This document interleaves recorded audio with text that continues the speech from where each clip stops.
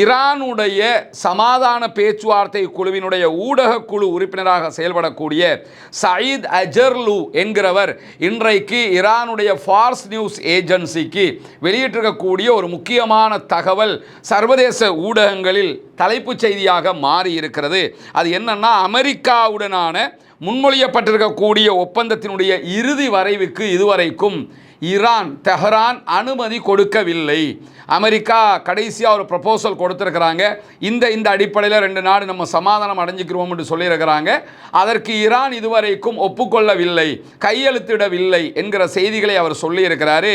இன்னும் சொல்லப்போனால் அமெரிக்கா சார்பாக பேசக்கூடியவர்கள் பீட் ஹெக்ஸத் போன்றவங்க என்ன சொல்கிறாங்கன்னா, அமெரிக்க அதிபர் டொனால்ட் ட்ரம்ப் அமெரிக்காவுக்குள் லாபமான ஒரு ஒப்பந்தத்தை தான் எட்ட பார்க்கிறார் அப்படிங்கிறாங்க. இப்போ அமெரிக்காவுக்குள் லாபம்னு அமெரிக்கா நினைக்கிற அதே நேரம் ஈரானுக்கு லாபமாக இருக்க வேண்டும் என்று ஈரான் நினைக்கிறது.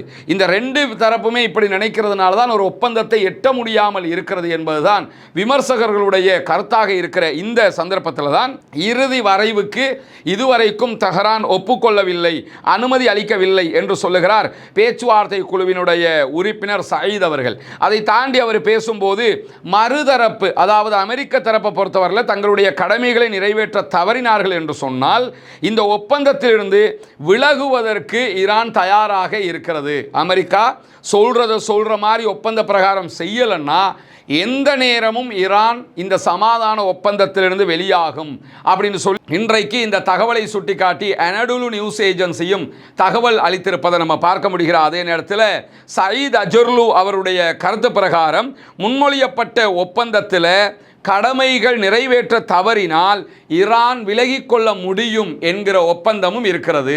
ஒப்பந்தத்தில் என்ன போட்டிருக்காங்கன்னா, அமெரிக்கா சொல்கிற மாதிரி ஒப்பந்த பிரகாரம் நடக்கலன்னு சொன்னால் ஈரான் எந்த நேரத்திலும் ஒப்பந்தத்தை விட்டு வெளியேறிக்கொள்ள முடியும் என்கிறதும் இணைக்கப்பட்டு ஒரு ஷரத்தாக போடப்பட்டிருக்கிறது என்பதையும் இன்றைக்கு ஈரான் தரப்பு விவரித்திருக்கிற அதே நேரம் குறிப்பாக யுத்த நிறுத்தம்னு வந்ததுக்கு பிறகு யுத்த நிறுத்த மீறலை அமெரிக்கா பண்ணினாங்கன்னா இந்த ஒப்பந்தத்திலிருந்து ஈரான் வெளியே போகும்.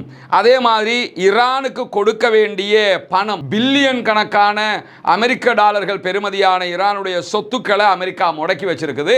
அதை கொடுக்கணும். அதை கொடுக்க தவறினாலும் இந்த ஒப்பந்தத்தை விட்டு ஈரான் வெளியேறிவிடும். அதே மாதிரி ஈரானை முற்றுகையிட்டு இருக்கிறது அமெரிக்காவினுடைய கடற்படைகள். ஹொர்முஸுக்கு வெளியில் அவர்களுடைய கப்பல்களை கொண்டு முற்றுகையிட்டு கொண்டிருக்கிறார்கள்.